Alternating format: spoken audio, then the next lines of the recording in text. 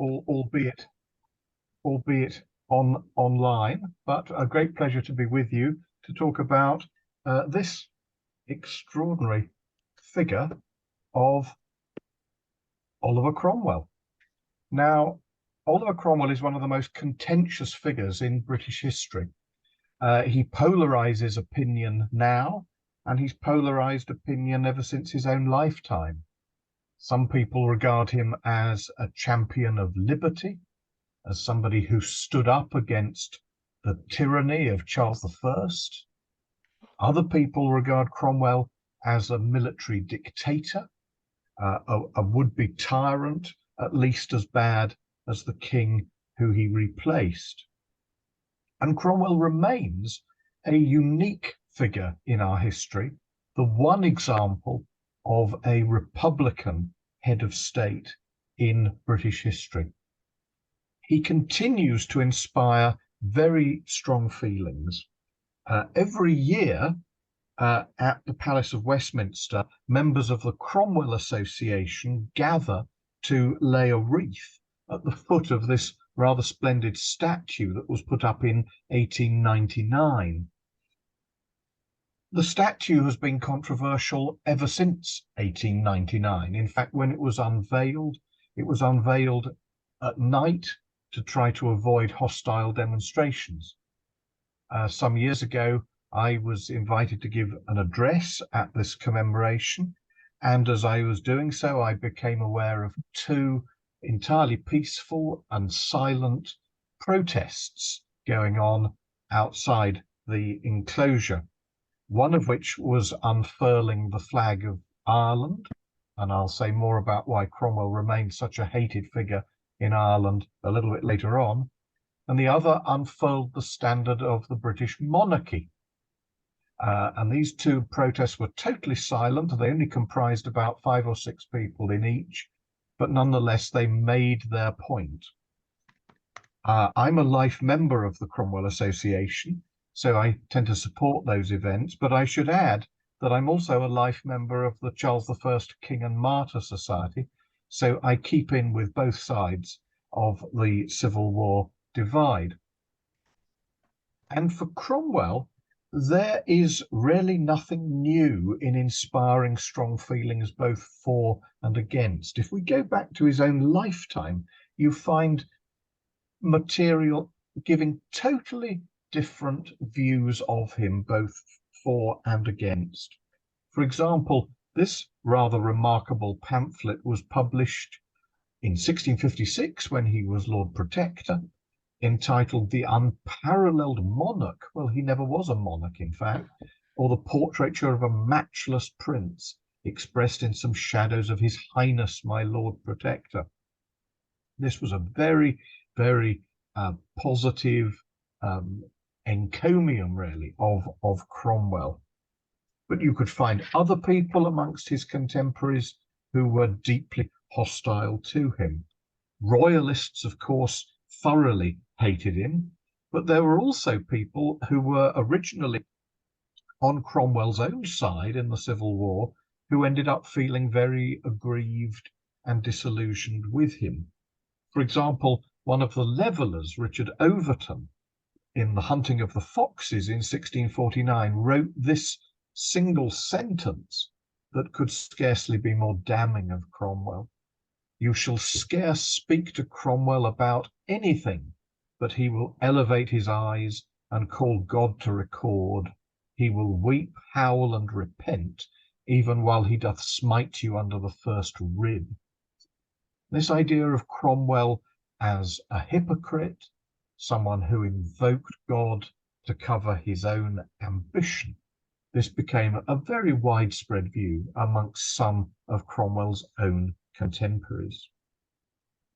Well, I think to trace this controversy and to see why Cromwell has continued to polarize opinion so much, we need to look at his career as it unfolded from early in his life.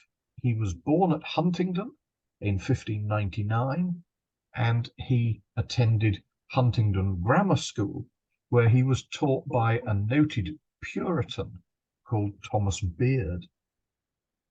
And then he went up to Sidney Sussex College in Cambridge, which looked, when Cromwell was there in 1616 to 17, very much as it appears in this engraving of 1690.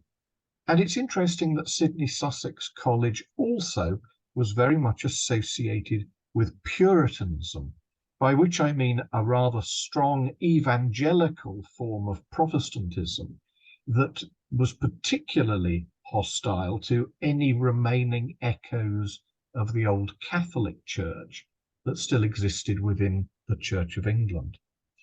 And this is really how we can position Cromwell, I think, in terms of his religion.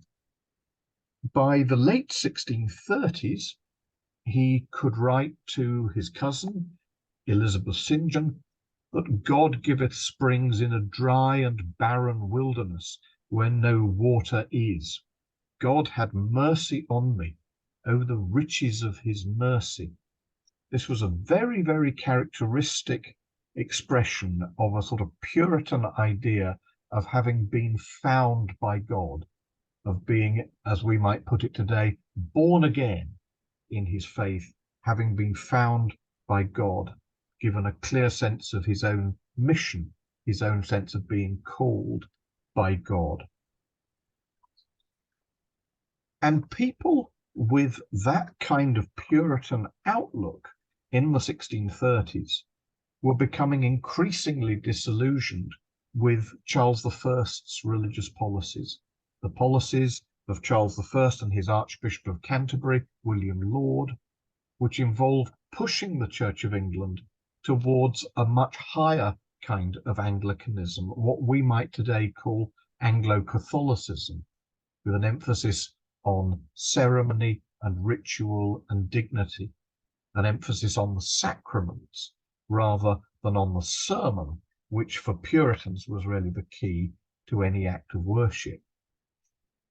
And it's very interesting that when civil war broke out in England in 1642, you find almost invariably that people with strong Puritan beliefs, like Cromwell, sided with Parliament, whereas those who believed in a more ornate style of Anglicanism, who believed in bishops, believed in the prayer book, they tended very often to become royalists.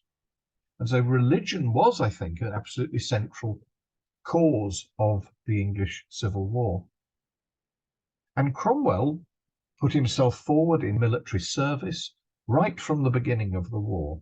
He had no previous military experience, but he soon established himself as a very talented commander of cavalry. His particular ability was to keep a body of troops on horseback together, fighting effectively in a battle situation. In battles like, for example, the Battle of Marston Moor in 1644, Cromwell's command of cavalry, of his Ironsides, was absolutely decisive. And shortly after the battle, Cromwell wrote to another cousin, Colonel Valentine Walton, that we never charged, but we routed the enemy. God made them as stubble to our swords. Give glory, all the glory, to God. So for Cromwell, this wasn't simply a political conflict between Crown and Parliament. This was a religious conflict between the forces of good and evil. And Cromwell believed that every victory that Parliament achieved on the battlefield was a sign of God's favour to that side. The biggest challenge, in a way, for Cromwell came at the end of the Civil War, after Parliament emerged victorious in 1646, and they then set about trying to reach a post-war settlement with Charles I.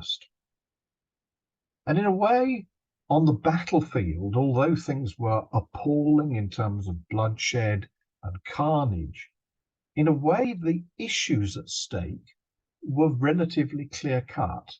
Two sides fighting each other, good versus evil, them against us.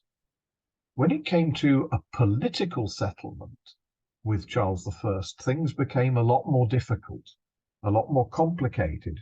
Charles I refused to concede any of his powers to any significant degree, and Cromwell and others became more and more frustrated in negotiating with this king who continued to believe that he was divinely appointed. And by the end of the 1640s, Cromwell and some of his other colleagues in the army had come to feel that Charles was really a man of blood, that Charles was perpetuating conflict and standing in the way of a settlement. And Cromwell felt that Providence was pointing towards ultimately the need to bring Charles to account. As Cromwell wrote in 1648, "Let us look into providences. Surely they mean somewhat. They hang so together, have been so constant, so clear and unclouded." And it was that sort of feeling that led Cromwell and a number of other radical figures to push for Charles to be put on trial in January 1649. And that trial in Westminster Hall lasted just 1 week, at the end of which Charles was condemned to death as a tyrant, traitor, and public enemy. A death warrant was signed, comprising only 59 signatures. It's interesting how much this is effectively a coup by a determined minority rather than anything like a mass revolution. And Cromwell's signature is visible here on the left-hand column, third from the top. You can actually see on that image on the left, third one down, is O. Cromwell, his signature, indicating that he was one of the first to sign, one of the people most pushing for this. And yet, there is also evidence that Cromwell regretted that things had come to this. He regretted that Charles was being executed. He didn't do this with any great pleasure or any great joy. And there's a legend that the night after the execution, he went to the royal palace in Whitehall and opened the king's coffin and looked down at the king's body and uttered the words, "Cruel necessity." Here is a later 19th century painting of that episode. And I think that legend has got a certain psychological plausibility to it. Certainly, the execution of Charles I and shortly afterwards the abolition of the monarchy sent shockwaves around Europe. Many kingdoms condemned England for doing this. And also in Scotland and in Ireland, Charles's son was proclaimed as Charles II within a few days of the execution. So this new republic that had been set up in England felt very beleaguered, very insecure, and indeed was fearful that the Royalists would attempt some sort of comeback through either Scotland or Ireland. And this is why Cromwell spent most of the years 1649 to 51 in campaign to quell Scotland and Ireland to make sure that there wasn't any attempted royalist resurgence. And this is the context of his campaign in Ireland in the autumn of 1649, which included those notorious massacres at Drogheda and Wexford, episodes which are seared into the Irish national collective memory. It explains why he continues to be loathed in Ireland. Some years ago in Cambridge, I was teaching an undergraduate who was of Irish ancestry, and this student's aunt came over from Dublin to visit, and my student was showing her aunt round Cambridge, and they got to Sidney Sussex College, and my student explained this was Cromwell's old college, whereupon her aunt spat on the front of the college. So it gives you a sense of the very strong feelings that Cromwell still inspires, particularly in Ireland. And when one reads how Cromwell justified those massacres at Drogheda and Wexford. It makes chilling reading. He wrote to William Lenthal, who was the Speaker of the House of Commons, that this is a righteous judgment of God upon those barbarous wretches who have imbrued their hands in so much innocent blood. Again, you notice the heavily religious language, and here he's invoking this as a justification for this. I think it's worth noting that Cromwell is not an outlier in terms of these sorts of attitudes. When he returned to England in 1650, he received a hero's welcome. This contemporary engraving shows Cromwell, an equestrian warrior, really being hailed in England for what he had done in Ireland. And Andrew Marvell, the great poet who was a parliamentarian, wrote an Horatian ode commemorating Cromwell's victories in Ireland. And then in later 1650 and then into 1651, Cromwell concentrates on quelling Scotland. And finally, in 1651, he defeats a Scottish army that had come into England at Worcester, what Cromwell refers to as a crowning mercy. So these campaigns, despite their very controversial nature, are brutally effective in terms of conquering Ireland and Scotland. They establish what is now a British Republic, with Cromwell absolutely at the head of it. But I think Cromwell then faced a problem of how to govern this new republic. He found the parliament that he was working with, the Rump Parliament, that's the remains of the old Long Parliament that had fought the Civil War. This Rump Parliament he finds increasingly frustrating. He thinks it's running out of energy, it's got no zeal, it's got no reforming drive to it. And so in April 1653, Cromwell goes down to Parliament with a body of troops, and he denounces the members of the Parliament, and he tells them, "You have sat here too long for any good that you have been doing. Depart, I say, and let us have done with you. In the name of God, go." A phrase that has sometimes been quoted since in other stages of a British history, not least Leo Amery's words to Neville Chamberlain in 1940. But it's Cromwell who said it first. Well, Cromwell at that moment could, if he had wanted to, probably have set up a military dictatorship. But it's quite interesting that he doesn't actually do that. Instead, what he tries to set up is a different kind of parliament. His feeling was that the Rump Parliament had betrayed God's cause. It was no longer a parliament for God's people. And so he adopts an idea put forward by one of his army colleagues, Harrison, which is that what you should have is an assembly consisting entirely of the godly, hand-picked individuals nominated by the religious congregations, mainly in London, who will form a body, an assembly of saints, a body modelled on the old Jewish Sanhedrin in the Old Testament.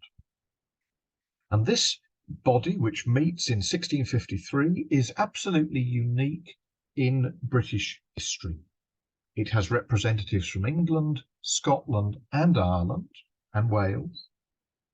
And it is sometimes referred to as the nominated assembly because members were nominated by the congregations. They weren't actually elected. But I prefer to call it by another name it's known as, which is Barebones Parliament. And it got the name Barebones Parliament after one of its members, who was this chap, praise God, Barebone, And you have to imagine a sort of assembly of about 140 of folk like this. I mean, they're not a bundle of humour, these people, it has to be said. They're very, very serious, very committed Puritans. But Cromwell felt that these were people who understood what England needed, in Cromwell's view. He said that they were people with the root of the matter in them.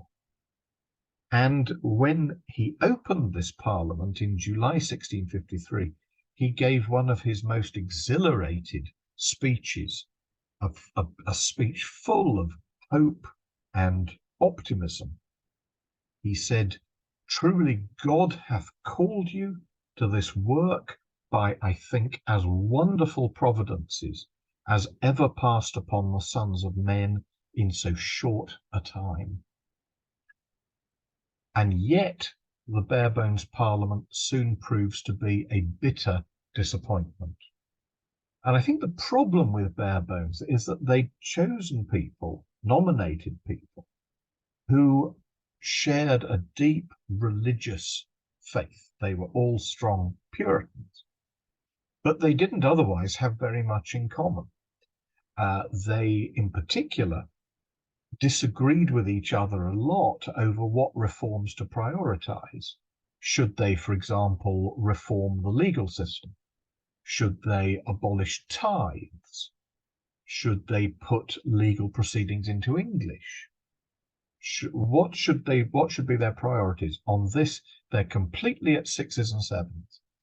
And the result is that within less than 6 months, they dissolve themselves and they surrender power back to Cromwell. Well, Cromwell at this point turns to another of his army colleagues, Lambert, who has been working on a new draft constitution known as the Instrument of Government. And this is adopted at the end of 1653, and this makes Cromwell Lord Protector. The constitution is in many ways quite a conservative one. It envisages government by a head of state, the Lord Protector, and regular parliaments meeting at least every 3 years. And so Cromwell really has to make sure that he works well with Parliament, because it's government by a single person and a Parliament. In that sense, a little bit reminiscent of the old monarchy. But here again, Cromwell runs into problems with parliaments. He finds parliaments very difficult to work with, perhaps above all because he himself favoured extending liberty of conscience to quite a few radical groups like the Quakers, the Baptists, other quite radical religious sects. And there were many people in Parliament who disagreed with this. They thought that actually there should be a much tighter national church, not with bishops or a prayer book or anything, but a Presbyterian church, which should limit toleration to those outside it. And when the first of these Protectorate parliaments met in 1654, relations with Cromwell very quickly deteriorated. The members started redrafting the constitution.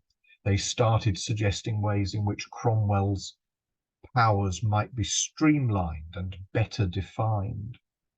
And in the end, Cromwell became so fed up with them that he decided to dissolve the parliament as soon as he possibly can. Now here Cromwell was rather sneaky. The constitution specified that Parliament had to sit for at least 5 months. But it did not specify whether that meant 5 lunar months or 5 calendar months. The members assumed that they'd got 5 calendar months, which would have taken them to the 3rd of February, 1655, and that's their working assumption.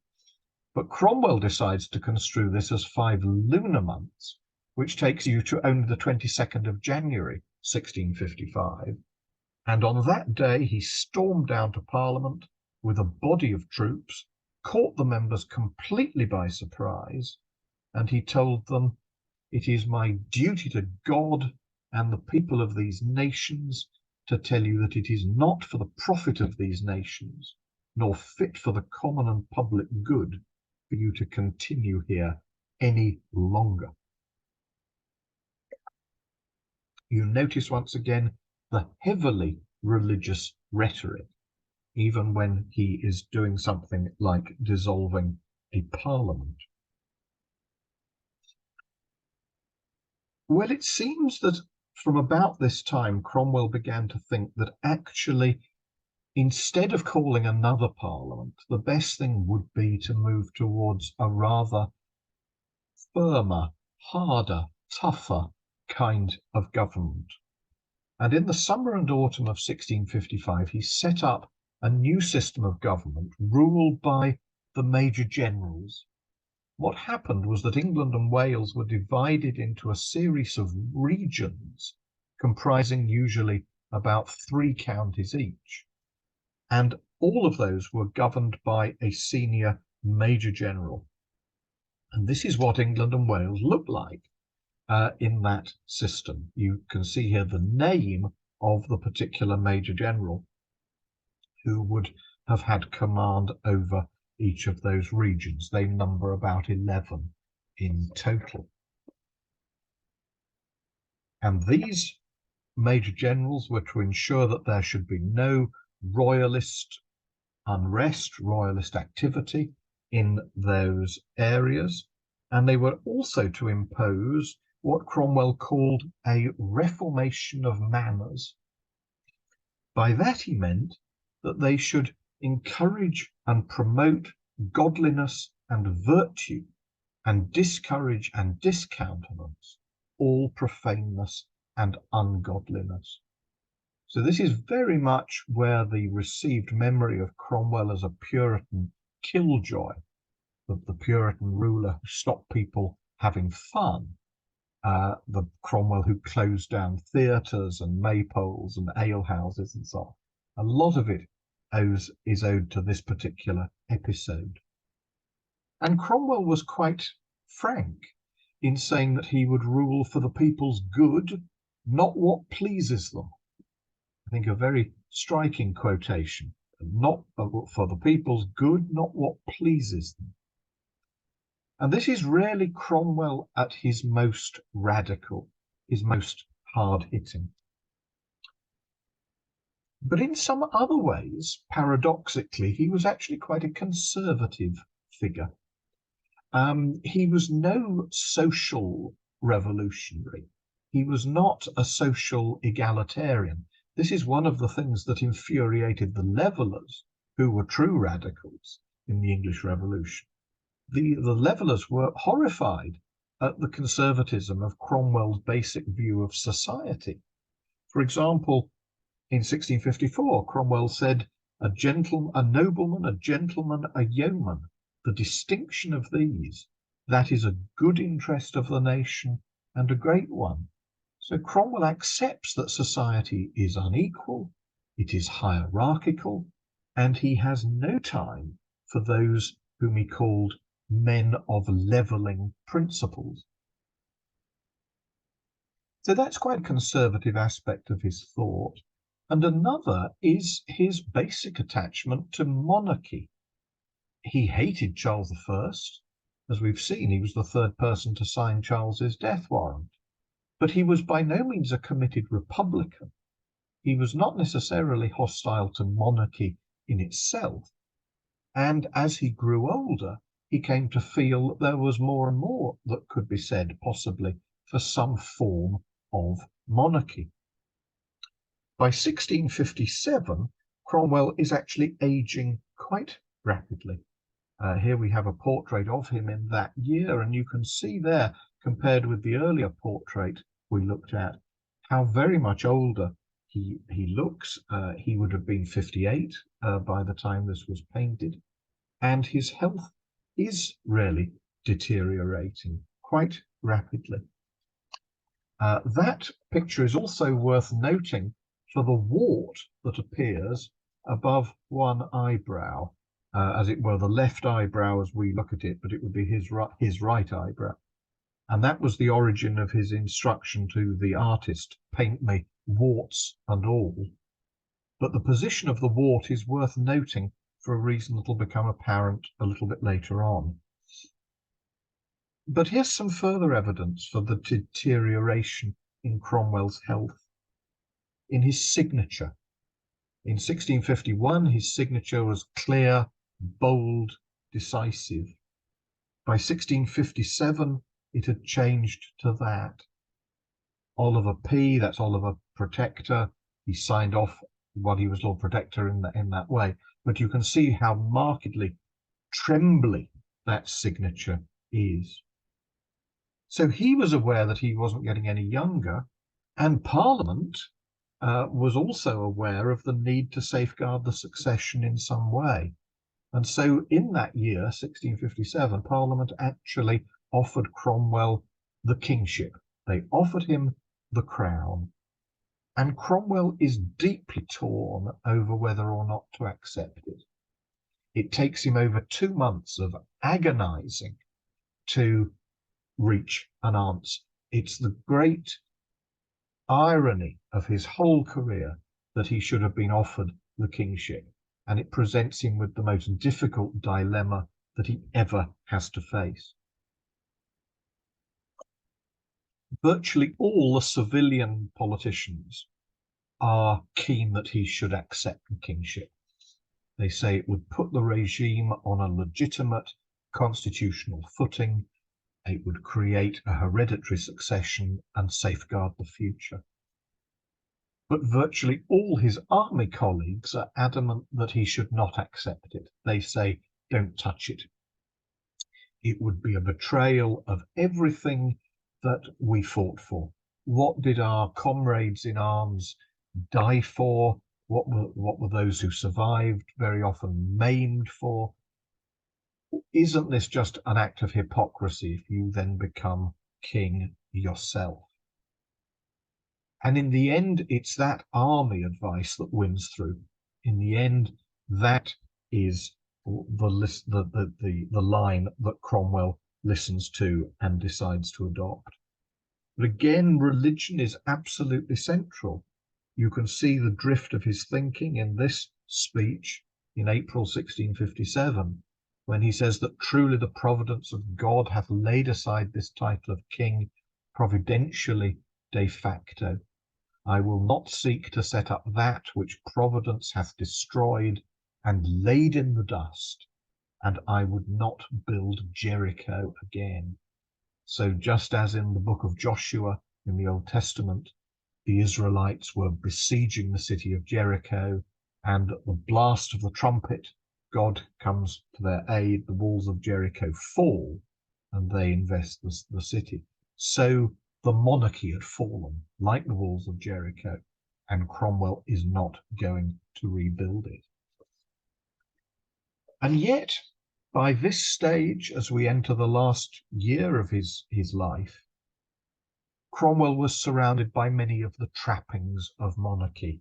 If we look, for example, at the coinage issued in this era, here we have a shilling of the Protectorate. If you ever get the chance to buy one of these, I do recommend it. They're very valuable. They're worth a lot of money.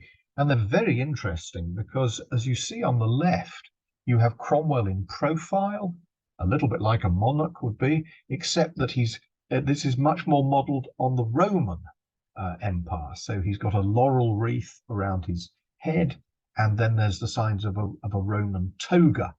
You can just see the top of that over his neck and shoulders.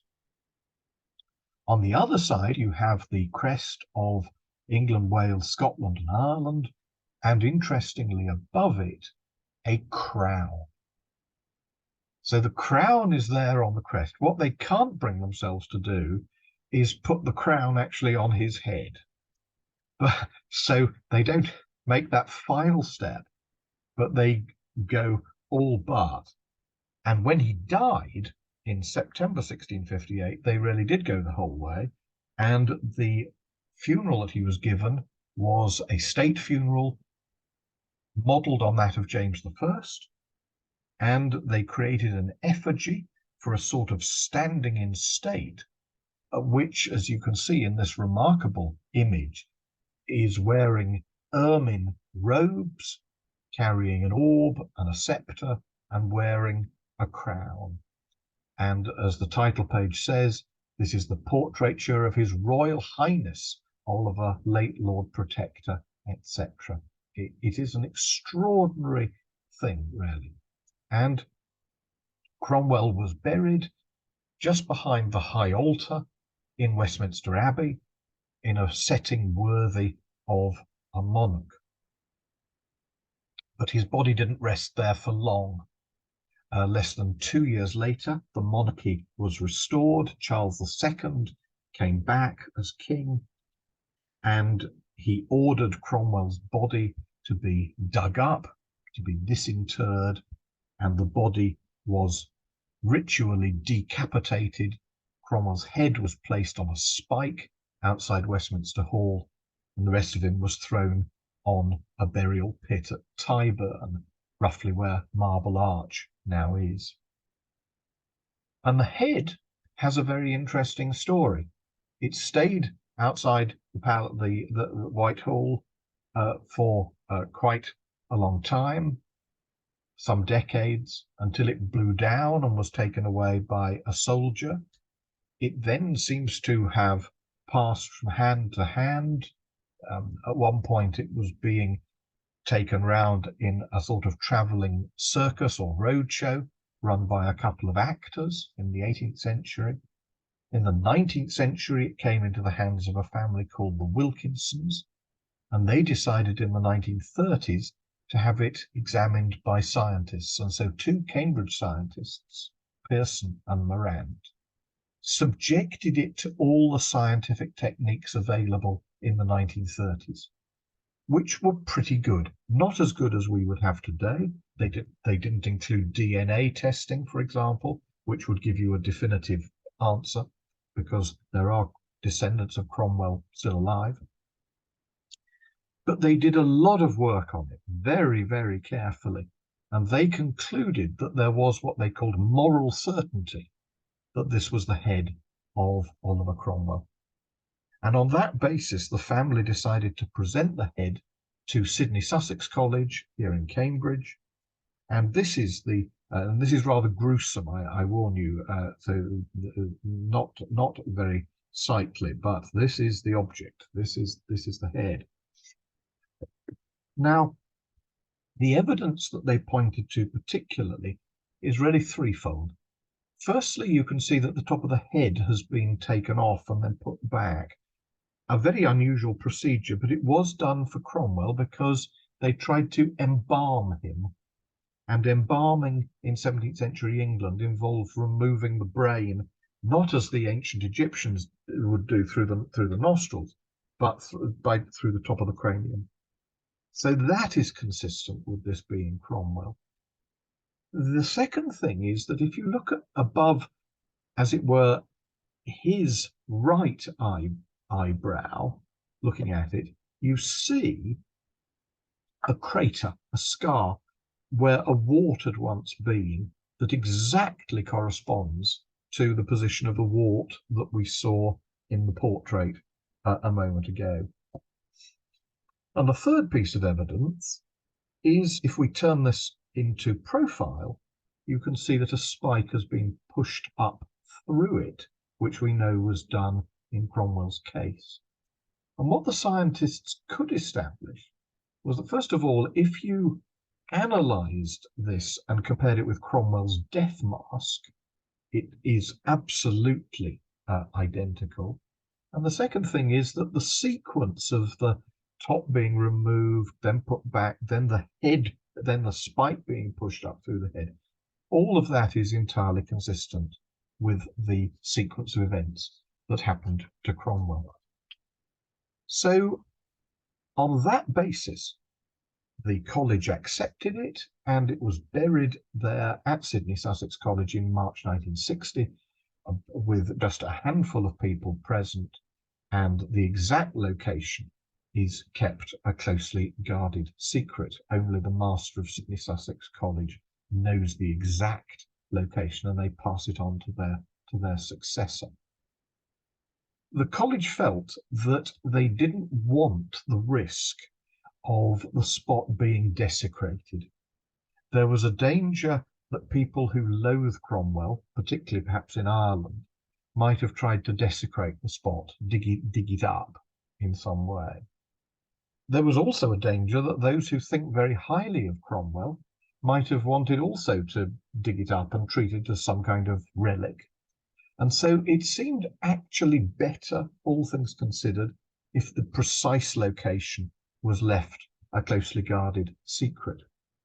And in a way, that brings my argument full circle and is quite a good note to draw to a close on, because it reflects Cromwell's continuing status as possibly the most polarizing figure, certainly one of the most polarizing figures in all of British history, a figure who totally divides opinion now, just as he did amongst his contemporaries, just as he has done amongst generations of historians.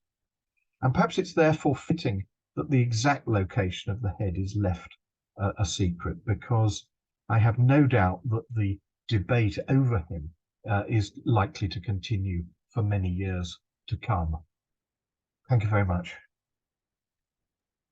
Thank you.